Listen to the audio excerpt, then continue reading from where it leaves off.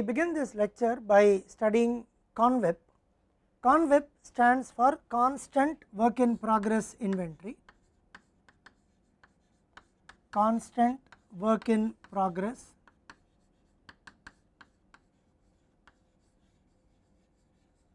and is another production control mechanism just as Kanban is. So, we explain CONWIP through a numerical example where we look at 4 items which we call 1. So, we have 4 items 1, 2, 3 and 4, we have 4 items. Now, let us assume that a small factory produces these 4 items. There is a batch size associated with it.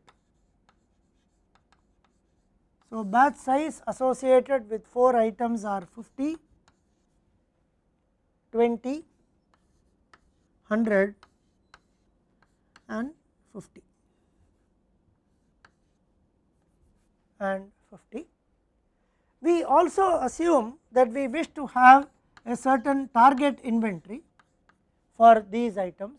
So, target inventories are 100, 80,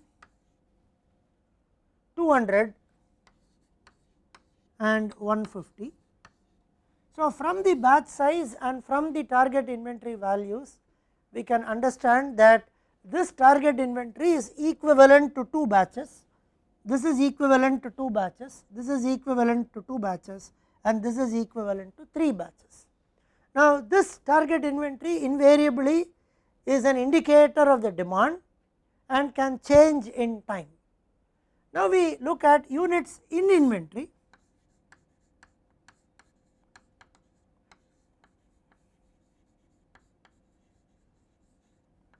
This is the stock available.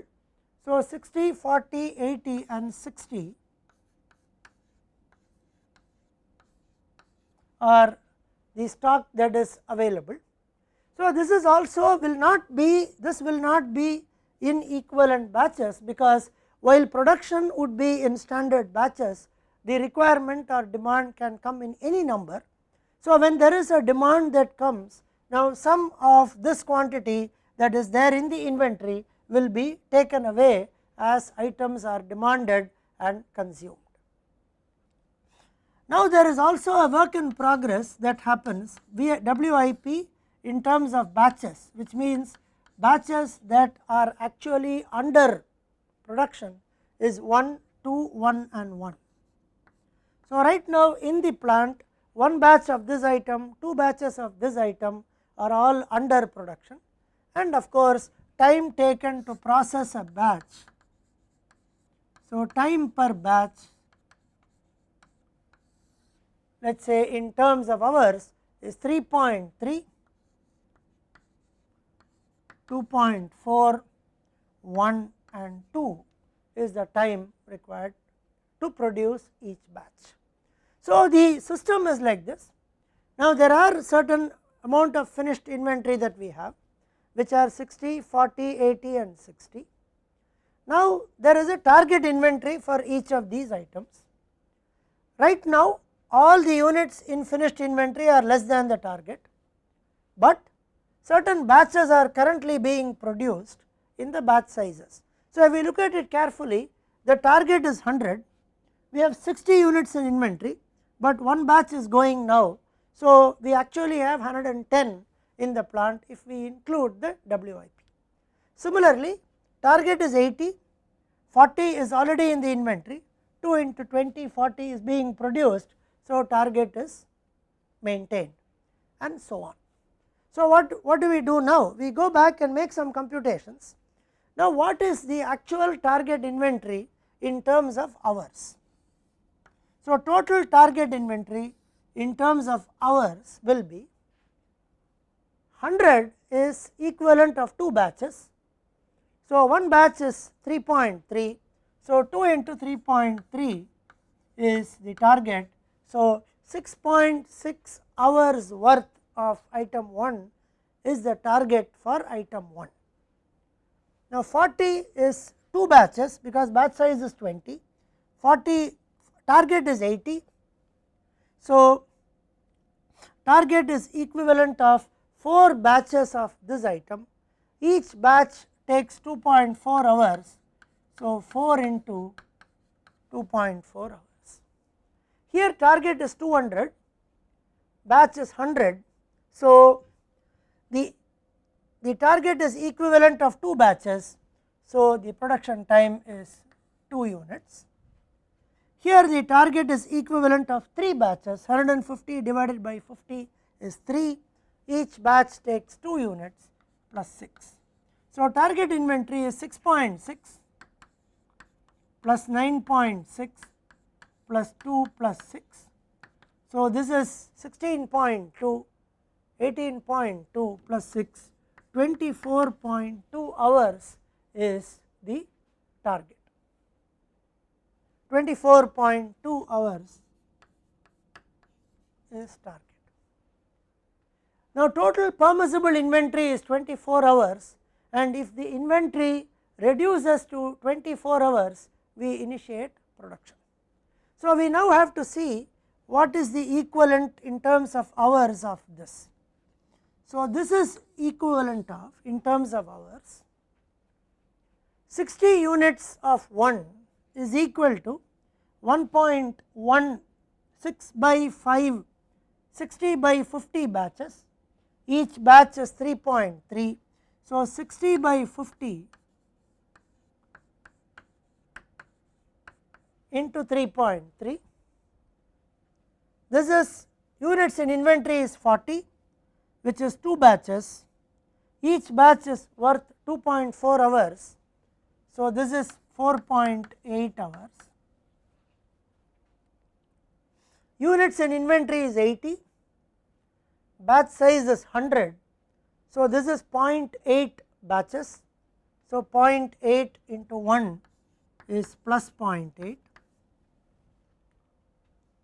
Units in inventory is 60, batch size is 50. So, 60 by 50 into 2 plus 60 by 50 into 2. This is 198 by 50 plus 4.8 plus 0.8 plus 120 by 50, which is 2.4. So, this is 3.96 plus 4.8 plus 0.8 plus 2.4. So, 3.96, 4.76, 5.56, 5.96 plus 2 will give us 11.96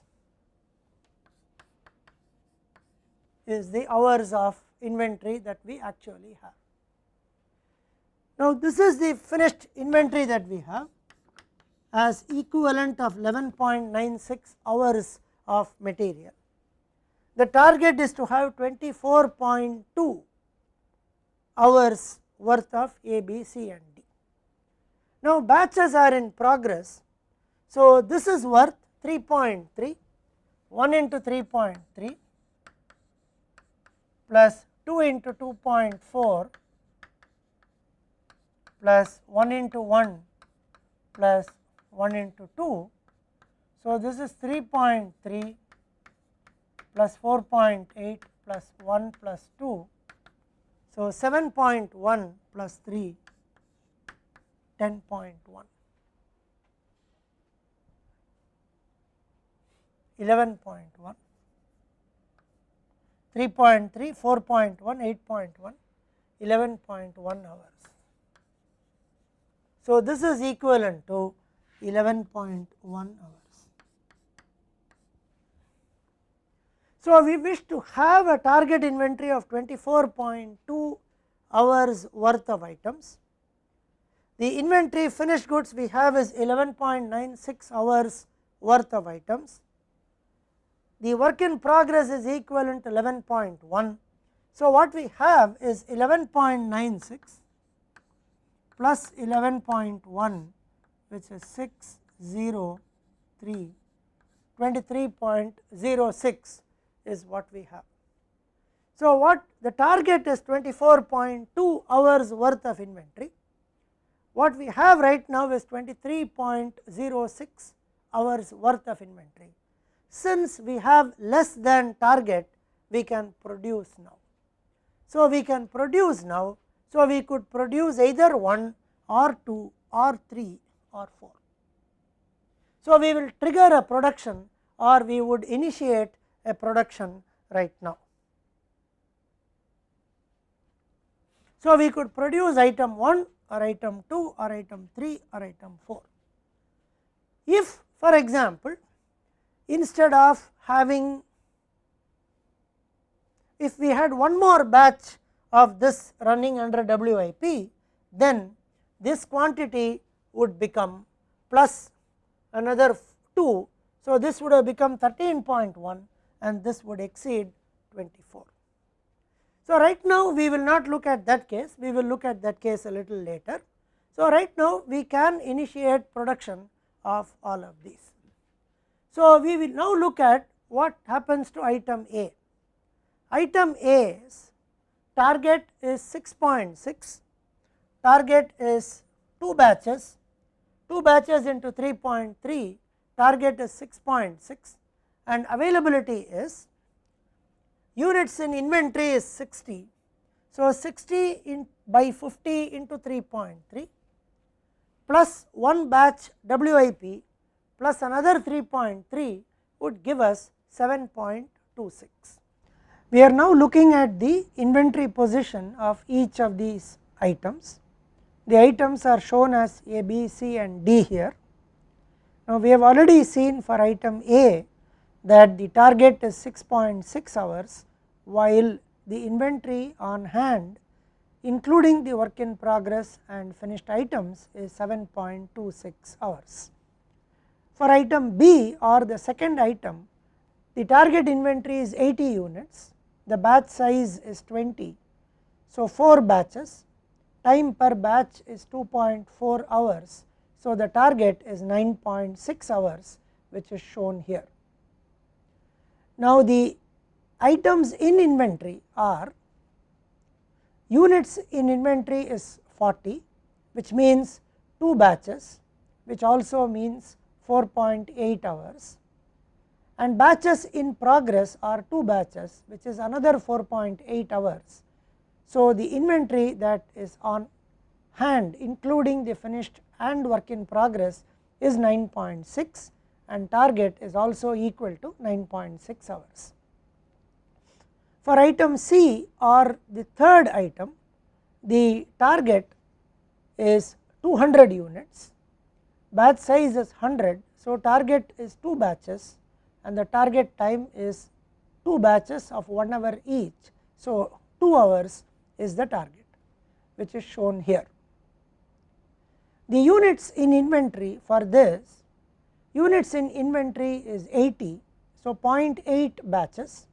So, 0.8 batches into 1 hour is 0.8 hours and batches in progress is 1 batch for 1 hour.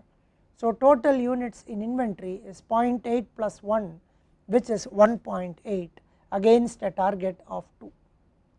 Now, for item D or the fourth item, the target inventory is 150, which is equivalent of 3 batches, time per batch is 2 hours, therefore, target inventory is 6 hours and 6 hours is shown here. Now, units in inventory is 60, 60 is equivalent of 1.2 batches, time per batch is 2. So, units in inventory is equivalent of 2.4 hours. Batch in progress is 1 batch, which is another 2 units of time. So, 4.4 hours is the units in inventory available with target equal to 6 hours. For a quick calculation, we know that the sum of these 4 targets 6.6 plus 9.6 plus 2 plus 6 is 24.2 hours, while the total of the inventory is 7.26 plus 9.6 plus 1.8 plus 4.4, which would give us 23.04 hours. So, total available inventory is less than the target, and we know that we have to produce one of these items. Now, out of these 4 items, we observe that item A, or the first item, has more inventory 7.26 than the target 6.6. Item B has equal amount of inventory compared to the target. Item C has fewer inventory, 1.8 hours of inventory against a target of 2 hours, while item D has 4.4 hours of inventory against a target of 6 hours. So, we can start production of items that have less inventory than the target. So, we can either start item C, which has inventory of 1.8 against a target of 2, or item D, or item 4, which has 4.4 against a target of 6. Therefore, we can initiate production of C and D, and perhaps begin with D, because the gap between the existing inventory of 4.4 and the target inventory of 6 is higher than that of C. We can also choose the items based on other considerations or other dispatching rules, such as shortest processing time. For example, we might like to among the eligible items, we may choose the one that has the smallest processing time per batch, or we may choose the item that has the smallest changeover, or we may go or use a particular cycle like A, B, C, D, and then if the previous one had been B, then we might do C, and so on. It is also important to note that when we look at this table, as we produce, the batches in process will now increase, and as the batches in process increases, the inventory on hand will also increase. Now, at some point, as the batch ends, the inventory on hand moves from a batch in process inventory to finished goods inventory, or moves to units per inventory. But then we are looking at the sum of these two terms. But then once there is demand, then finished goods inventory is going to reduce, and therefore, the total inventory in the system will reduce. So, as and when there is a demand, we know that the inventory in the system is going to reduce. So, we could check whether the inventory at that point is total inventory at that point is less than the total target inventory, and if it is less, we initiate production of one more item. It is also important to understand that the target inventory can also change with time, depending on the demand positions and depending on the inventory positions, and therefore, the whole system will also be a little more dynamic and will change with time.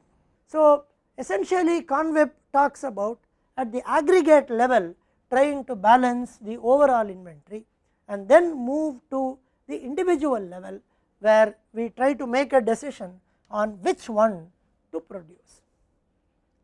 Now, one of the requirements in Conweb is when we have a large number of items, we actually have to keep stock of what kind of batches or when the batches are completed, and then we need to update the completion into units in inventory, and when items are withdrawn from inventory, we need to update them, and then we need to trigger production.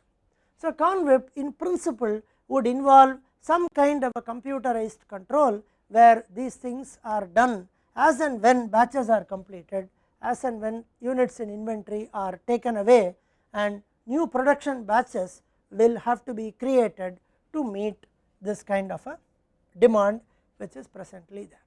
So, Conweb does not explicitly have things like containers and cards as Kanban has, but Conweb in its own way, through a certain computerized control mechanism, is able to keep the work in progress inventory and total inventory in the system as constant, and then trigger release of items depending on the inventory positions.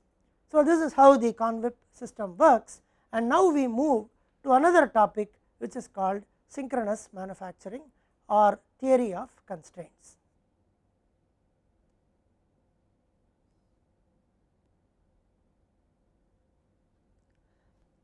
We now look at synchronous manufacturing or theory of constraints. We use these terms interchangeably. Synchronous manufacturing is a manufacturing philosophy which came in the 80s, early 80s, and is being practiced by several manufacturing companies. It is also called theory of constraints because it primarily addresses or attacks constraints that prevent manufacturing systems from attaining their goals. The first effort on this concept or philosophy called synchronous manufacturing started by Professor Eliyahu Goldratt, who wrote this book called The Goal. The Goal was first published in 1983, and the goal was in the form of a novel which captured the essence of manufacturing and the principles of what was later going to be called as synchronous manufacturing or theory of constraints. So, it is about 30 years since the goal was first published in 1983, say 28 years ago, and several manufacturing organizations have used these principles.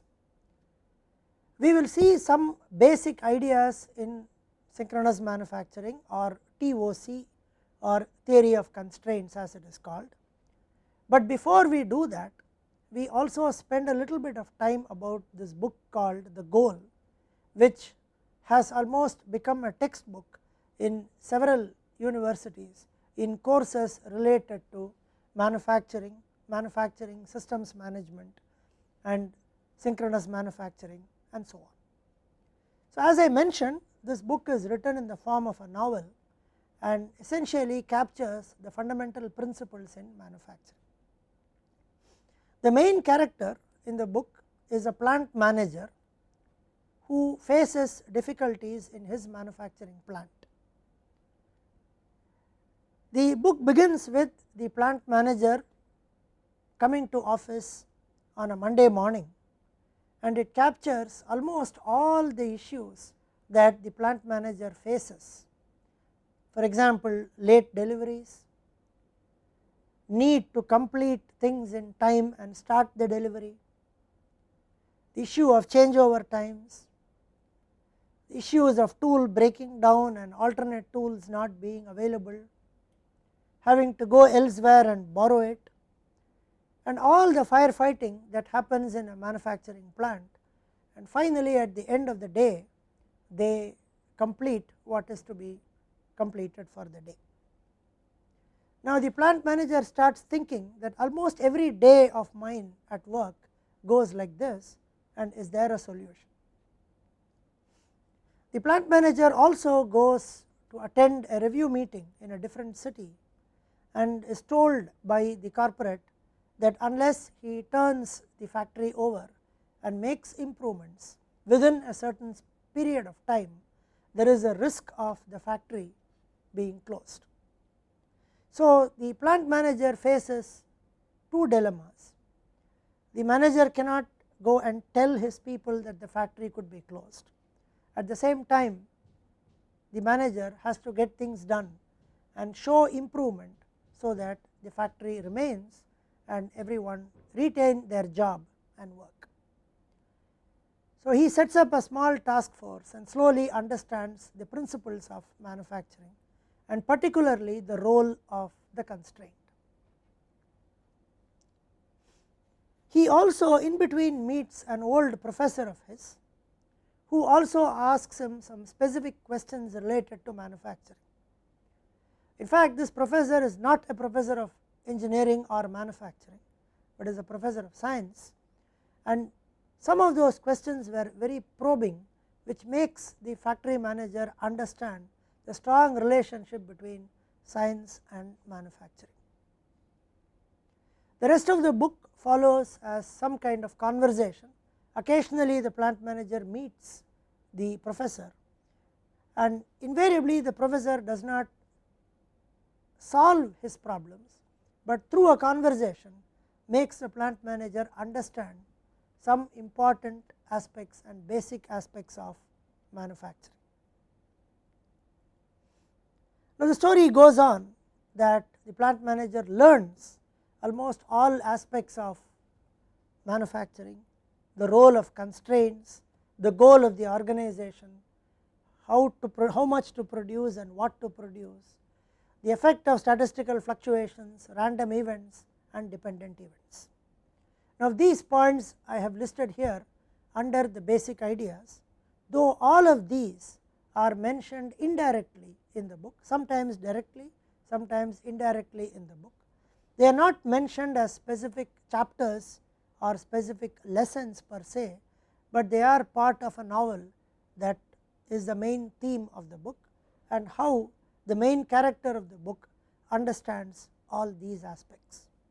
Eventually, we lead to the principles of synchronous manufacturing and how we do drum buffer rope scheduling. So, coming back to the book, the plant manager understands all the aspects as we move along in the book, and slowly brings in the changes that are required and shows improvement in manufacturing. This improvement leads to meeting the requirements of the corporate, and the plant is not closed at the end of the day, and the plant manager actually earns a promotion and becomes a general manager at the end of the book. The book also talks about some simple happenings that happen in the family of every person, every professional, and it also explains how these principles that one uses at work can be suitably used to meet these challenges, and the factory manager applies some of these principles to his life and makes his life little more rewarding than what it was before.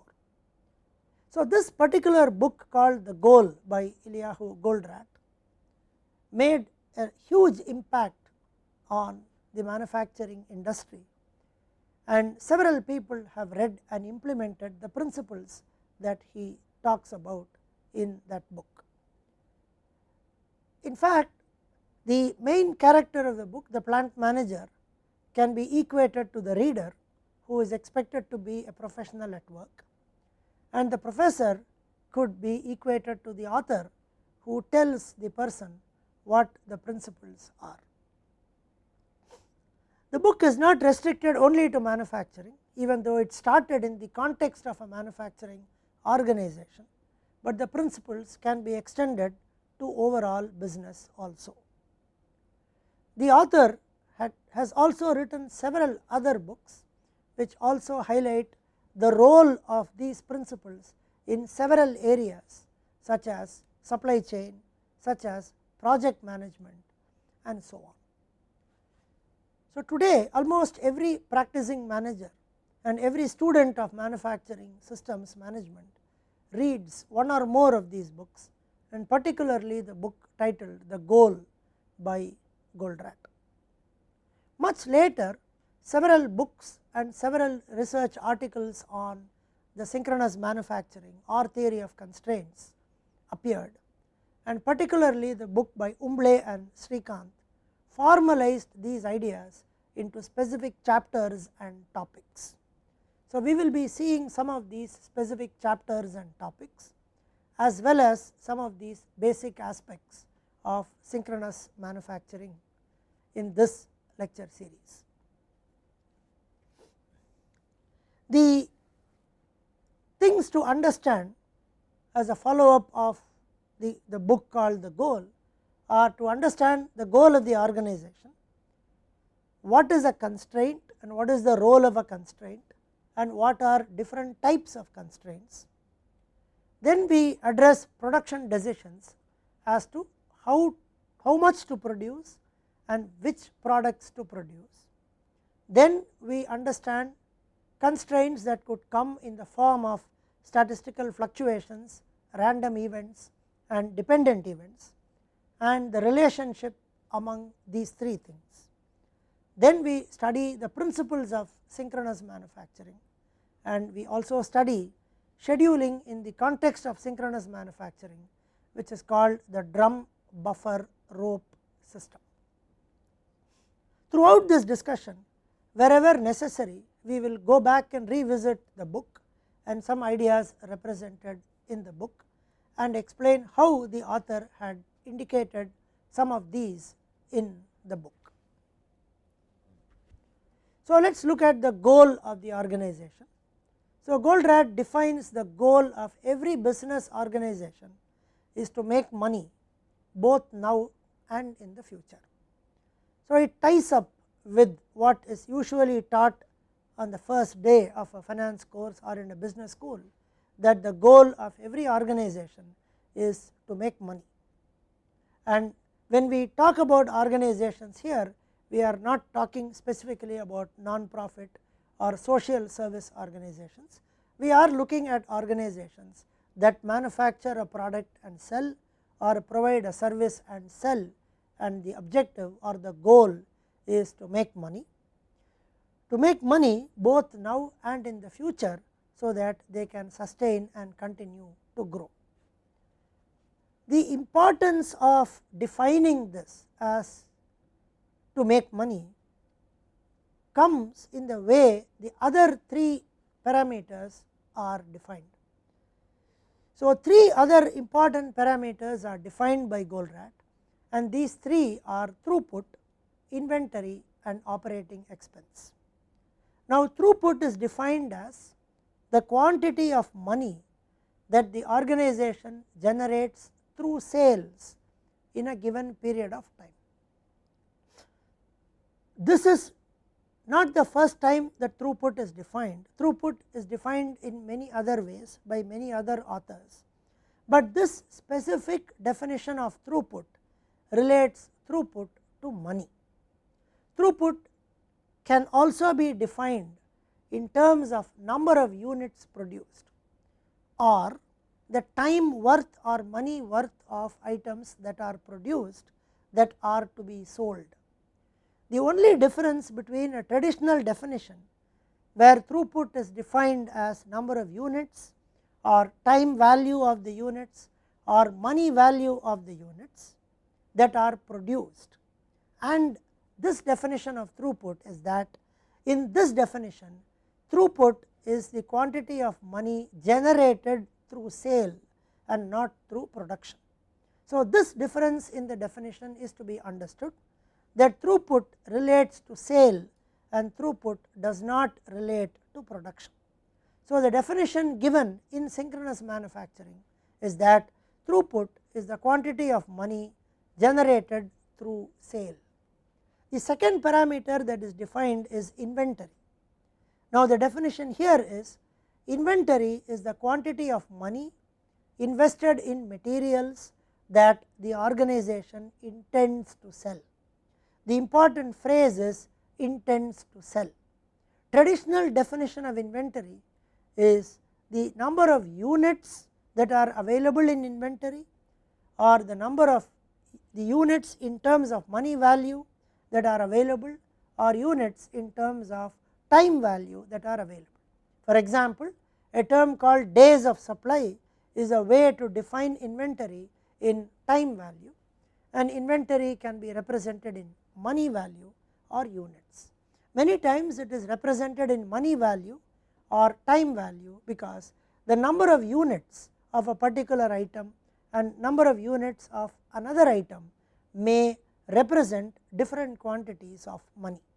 So, inventory is defined in money value, but in this definition the important phrase is the quantity of money invested in materials that the organization intends to sell. So, the money is invested in materials and it is still in the form of raw materials or work in progress or finished goods that are not yet sold but there is an intention to sell them. So, in a way the definition of inventory is similar, but except that very explicitly the term intends to sell is added in the definition. The third parameter is called operating expense, which is defined as the quantity of money spent in converting inventory into throughput. Now, operating expense is also traditionally defined as the quantity of money that is spent in transforming raw materials to finished products. Here the difference is to convert inventory into throughput, and both inventory and throughput are defined in terms of money value. So, all the three parameters, throughput, inventory and operating expense, are now represented in terms of money. They are defined in terms of money and they are measured in terms of money. Since all the three are measured in terms of money, every activity will now be measured in terms of money. There is a normal saying that each person will behave according to the way he or she is measured, and now since the measurement is based on money, we would expect every activity of the organization to be in tune with or to synchronize with the measurement, which is money. Another aspect of synchronous manufacturing is to understand what is called the role of a constraint. Now, a lot of emphasis is given on the role of constraints in synchronous manufacturing and theory of constraints. In fact, the very term theory of constraints, which is an equivalent term for synchronous manufacturing, would tell us the importance given to constraints. When these principles are applied to manufacturing, they are called synchronous manufacturing, and when they are applied to other areas other than manufacturing, be it business, be it administration, be it personal lives, it is called theory of constraint. So, constraint is the most important thing in this aspect. So, definition of a constraint is any element that prevents the system from attaining its goal. So, here we have defined the goal as to make money, and anything that prevents the system from attaining its goal or making money is a constraint. Constraint definition is well known. In fact, very field of operational research or operations research talks about constraints, and this definition is also consistent with the definition that we have in the field of operations research. If we take a simple operations research problem, say linear programming, if we have a maximization problem, if we do not have a constraint, we could have a very high value of the objective function. So, we add a constraint, the objective function value comes down. Then if we solve a linear programming problem and add another constraint, now the new constraint can only worsen the performance and cannot make it better. So, the new constraint would now prevent the system from attaining its goal. The same thing is true of a minimization problem in linear programming as well. So, constraint definition is the same here as well as in the field of operations research. There are slight differences here. The categories of constraints are also given. So, constraints could be of any of the following type. The constraint could be on marketing, constraint could be on production, constraint could be on material, constraint could be on logistics and logistical activities, constraints could be on managerial activities, and constraints could be on behavioral activities and behavioral constraints. Now, let us look at some examples from each one of them. A typical marketing constraint is the limit to which products can be sold. Now, an example is that we could have a manufacturing facility which could make 100 units a day, and if we assume that we work 5 days a week, then we could make 500 units. But if the marketing department can fetch orders only for 400 units, then we can produce 400 and sell 400. producing 500 in this context is not going to be useful at all, because we cannot sell the remaining 100. So, the constraint comes in the form of marketing. Even though we could produce 500, we can sell only 400. So, marketing is a constraint which determines the production quantity. Now, the goal ideally would be to make the 500 and sell the 500, but this constraint that we can sell only 400 is preventing the system from attaining its goal of making 500 and selling 500. Second type of constraint could be from production constraint or capacity constraint, and this limits the production quantities. Now, if we have a system where the marketing can have got orders for 400, and now we need to try and make these 400 and sell. But now, if the manufacturing process requires a particular machine and that machine can make only 60 per day, then the production can do only 60 per day or 300 in a week or in a 5-day week. Now, marketing may be able to sell 400 if given, but production now becomes a constraint with 300. Now, this particular resource which can produce only 60 is called a bottleneck resource, and we will see the definition of bottleneck in due course.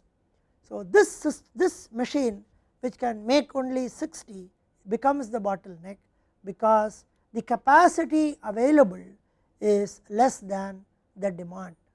So, here when production becomes a capacity restriction, production becomes a constraint when the capacity available with production is less than the demand of the item.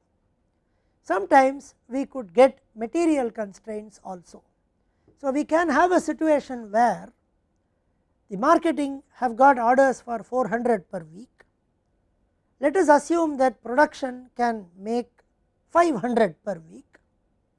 Let us assume they have an extra machine of that type and can make 500 per week now, but then we need materials to make. So, materials have to be bought and then they have to be transformed to a manufactured product.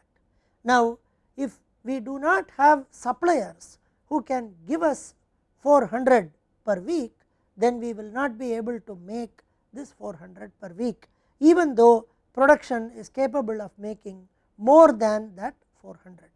So, in such situations material becomes a constraint. So, the limit to which material is available for production now makes material a constraint. So, we have seen that constraints could be on marketing, constraints could be on production, and constraints could be on materials. Now, sometimes constraints could be logistical. Now, when we say logistical, we say, for example, that if we have to make the product, say we make 400 in a week, which means let us say we make 80 per day, but for some reason the production schedules are drawn late because of logistical issues. Material is available with the supplier, but the material does not reach here because of logistical issues. Then production we are unable to start, say on a Monday morning, production starts later, and in such cases the logistical systems become a constraint. There are times we could have managerial constraints also. Managerial constraints could be on policies such as first in first out. There are policies such as shortest processing time rule that is chosen to pick, and because of these policies we may end up with not the best schedule. So, schedules will vary depending on policies that the organization uses. So, different policies can give different schedules, and because of different schedules the scheduling could become a constraint, and we will be able to produce less than 400 when the market can actually take 400. So, we could have managerial constraints which are there, which reflect or which depend on certain policies that the organization takes. Now, there could be behavioral constraints where we could have certain decision making rules which reflect certain behavior and culture of the people. Examples could be using a last in first out to pick material, or to use economic order quantities, and if for some reason the supplier does not have the amount equal to the economic order quantity, then the supplier delays sending the items in time. So, it could become a material constraint. Sometimes insistence on a last in first out policy would make sure that the material that came first is not consumed at all and becomes a waste, whereas the accounting system could show that there is enough inventory of that material. So, the books would show that there is enough inventory, but then that inventory could not be used. Therefore, behavioral constraints result in other constraints such as marketing constraints or production constraints or material constraints. So, we could have several types of constraints which actually prevent the system from attaining its goal. We also now talk about two types of resources which are called bottlenecks and capacity constrained resource. So, if we define a bottleneck, then we could also define a non bottleneck. So, we have to define three things now: a bottleneck, a non bottleneck and a capacity constrained resource. Now, if we have a demand of 400 and if we have a machine which can produce only 60 units a day of that particular item, then this machine can produce only 300 in a 5-day week. Now, this machine, the demand on the machine is 400 per week, the capacity of the machine is 300 per week. So, it is a bottleneck. So, any resource or any machine, bottleneck need not be only a machine, it could be a different kind of a constraint.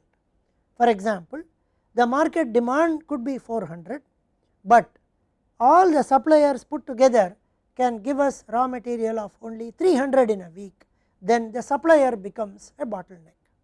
Normally, we use the bottleneck to identify or denote a machine in manufacturing, but bottlenecks can also be other constraints and resources.